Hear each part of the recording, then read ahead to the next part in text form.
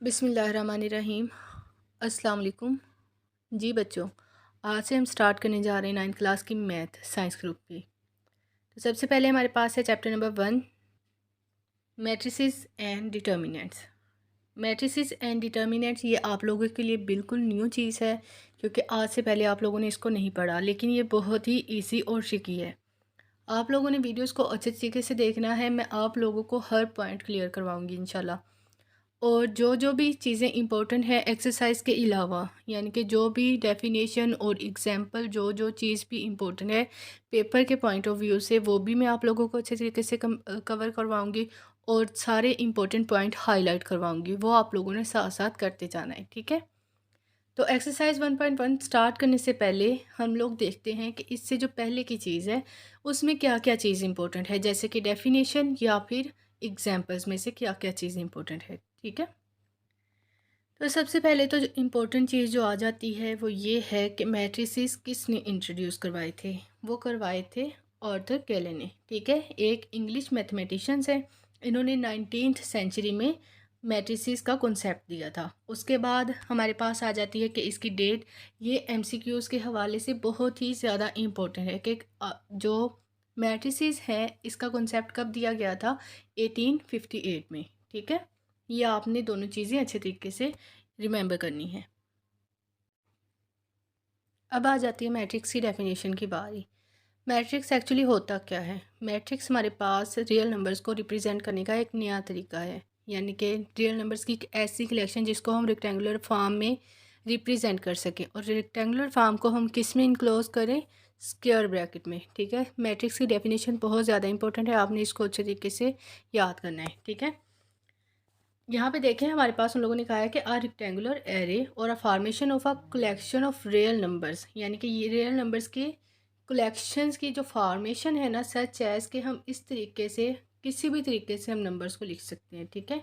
तो उनको हम नंबर्स को लिखने के बाद, यानी कि यहाँ पे लिखा हुआ है 1 1 3 4 7 2 0, ठीक है। इन नंबर्स को इस तरीके से लिखने के बाद क्या करना है? क्लोज कर देना है स्क्वायर ब्रैकेट में, ठीक है। तो इस फॉर्मेशन को क्या कहते हैं, यानी कि ये जो फॉर्मेशन है इसको क्या कहते हैं? इसको हम मैट्रिक्स कहते हैं, ठीक है। अब बेटा ये जो हमारे पास मैट्रिक्स की फॉर्मेशन है इसमें हमारे पास कुछ रोज़ और कुछ कॉलम्स होते हैं, ठीक है।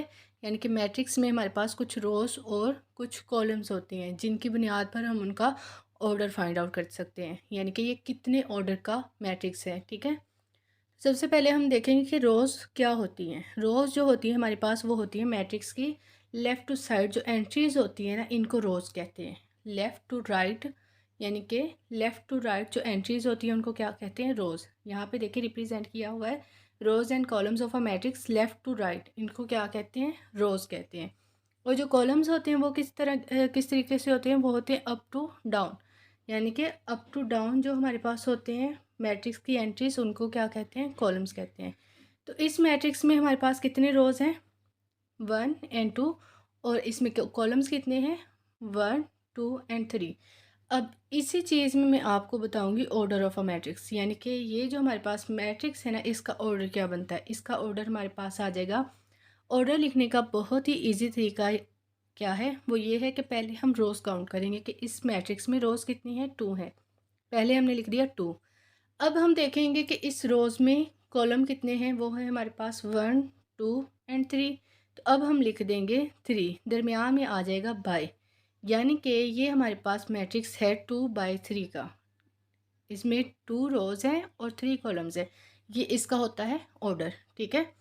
अब आप लोगों को आई थिंक ऑर्डर की भी समझ आ गई होगी। ये है हमारे पास नेक्स्ट है rows and columns of a matrix. मैंने आप लोगों को बता दिया है कि रोज़ और कॉलम्स को कैसे फाइंड आउट करते हैं, ठीक है। उसके बाद ऑर्डर कैसे फाइंड आउट करते हैं, यहाँ पे देखें बहुत ही इजी एग्जांपल है इसकी दी हुई कि ये हमारे पास कितनी रोज़ हैं? इसमें 2 रोज़ हैं, ठीक है। और कॉलम्स कितने हैं? 1 2 और 3, ठीक है। तो इसको हम कैसे लिखेंगे, यानी कि इसका ऑर्डर कैसे लिखेंगे? पहले हम नंबर ऑफ़ रोज़ लिखेंगे जो कि है 2, और फिर हम क्या करेंगे? बाय लिखेंगे, और फिर क्या करेंगे? फिर हम लिखेंगे नंबर ऑफ़ कॉलम्स जो कि है 3, ठीक है। उसी तरीके से आप इसका भी ऑर्डर फाइंड आउट कर सकते हैं, बहुत ही ईजी है। इसमें नंबर ऑफ़ रोज़ कितनी है? 1 है, और नंबर ऑफ़ कॉलम कितने हैं? यहाँ पे देखिए 1 2 3, ये इसकी क्या है, नंबर ऑफ़ कॉलम्स है। तो ये आ जाएगा 1/3 का, ठीक है। उसके बाद आ जाती है बेटा इक्वल मैट्रिसेस की बारी कि इक्वल मैट्रिसेस क्या होते हैं। इक्वल मैट्रिसेस ऐसे मैट्रिसेस होते हैं जिनकी दोनों मैट्रिसेस की एंटिटीज जो है वो सेम हो, ठीक है। यानी कि फॉर एग्जांपल हमारे पास मैट्रिक्स ए है और मैट्रिक्स बी है, इनकी एंट्रीज भी सेम हो और इनका जो ऑर्डर है वो भी सेम हो, ठीक है। यानी कि जिस ऑर्डर का ये मैट्रिक्स है उसी ऑर्डर का ये वाला मैट्रिक्स हो। अब यहाँ पे देखें हमारे पास ए मैट्रिक्स क्या है, 1 3 -4 2 है, और बी मैट्रिक्स क्या है, 1 2 + 1 -4 4 -2। अब इसको अगर हम सॉल्व करें 2 + 1 4 - 2 को, तो हमारे पास क्या आता है, हमारे पास यही चीज़ आ जाती है। यानी कि ए जो है वो किसके इक्वल है, मैट्रिक्स बी के। दोनों मैट्रिसेस क्या हैं, इक्वल हैं, ठीक है। अब हम चलते हैं एक्सरसाइज की तरफ। एक्सरसाइज 1.1 है, बहुत ही इजी क्वेश्चन आ गया है कि find the order of the matrix. ये तो आप लोग भी फाइंड आउट कर सकते हैं, लेकिन फिर भी मैं आप लोगों की हेल्प करूँगी, ठीक है। सबसे पहले जो है मैट्रिक्स ए, उसका ऑर्डर क्या होगा जी बच्चों। इसमें देखें मैट्रिक्स ए में हमारे पास कितने रोज़ हैं, 1 और 2, 2 रोज़ हैं। तो हम क्या करेंगे, 2 लिख लिया, फिर बाद में लिखेंगे बाय, और फिर हमारे पास नंबर ऑफ़ कॉलम्स काउंट करेंगे, वो कितनी है, 1 और 2। तो ये हमारे पास क्या है, 2/2 का मैट्रिक्स है। इसका ऑर्डर क्या है हमारे पास, 2/2। उसी तरीके से बी मैट्रिक्स जो है वो भी हमारे पास 2/2 का है, ठीक है। उसके बाद हमारे पास मैट्रिक्स सी है। मैट्रिक्स सी हमारे पास कितनी रोज़ हैं, काउंट करें, 1 2 और 3। तो इसका हमारे पास रोज़ कितनी है, 3 है, और कॉलम कितने हैं, 1 है, ओनली 1 कॉलम। तो ये हमारे पास कितना है, 3/1 का मैट्रिक्स, ठीक है। इसका ऑर्डर क्या है, 3/1। अब आ जाती है मैट्रिक्स डी की बारी। मैट्रिक्स डी में कितनी रोज़ हैं, सिर्फ एक रो है। तो हम क्या करेंगे, 1 लिखा, फिर उसके बाद क्या करेंगे, बाय लिखेंगे। कॉलम कितने हैं इसमें, 1 और 2, 1/2, ठीक है। ये इसका ऑर्डर है। अब इसका ऑर्डर आप लोगों ने खुद फाइंड आउट करना है, ठीक है। इसका भी, ये भी बहुत इजी है। 1 2 3, 3 रोज़ हैं, और इसमें कॉलम्स कितने हैं, इसमें कॉलम्स भी 1 2 और 3 हैं। तो ये कितना है, 3/3 का मैट्रिक्स, ठीक है। ये भी बहुत इजी, आप लोग खुद कर सकते हैं, ठीक है। तो डू यू सेल्फ ट्राई करें और कमेंट में बताएं कि इसका ऑर्डर क्या है, ठीक है। अब क्वेश्चन नंबर 2 में देखें कि which of the following matrices are equal. कौन कौन से मैट्रिक्स इक्वल हैं। तो बच्चों आप लोगों को नज़र आ रहा होगा कि मैट्रिक्स ए क्या है, 3 है, मैट्रिक्स बी 3 और 5 है, मैट्रिक्स सी 5 - 2 कितने होते हैं, 3। तो ये मैट्रिक्स हमारे पास किसके इक्वल है, ए और सी आपस में इक्वल हैं, ठीक है। बी और डी दोनों इक्वल हैं, ठीक है। उसके बाद हमारे पास ई आ जाता है। मैट्रिक्स ई में क्या है, 4 है, 0 है, 6 है, 2 है। और ये वाली एंट्रीज और कौन से मैट्रिक्स में, मैट्रिक्स एच में, ठीक है। तो जो मैट्रिक्स जिनकी वैल्यूज़ आपस में सेम है और इक्वल हैं, वो दोनों मैट्रिक्स क्या होंगे, आपस में इक्वल होंगे। अब यहाँ पे देखें, इसका सॉल्यूशन नहीं दिया हुआ, लेकिन ये किसके इक्वल है, एफ के इक्वल है। कैसे कि 3 - 1 = 2 और 3 + 3 = 6। तो मैट्रिक्स जी जो है वो किसके बराबर है, मैट्रिक्स एफ के, ठीक है। उसी तरीके से मैट्रिक्स आई और मैट्रिक्स जे, ठीक है।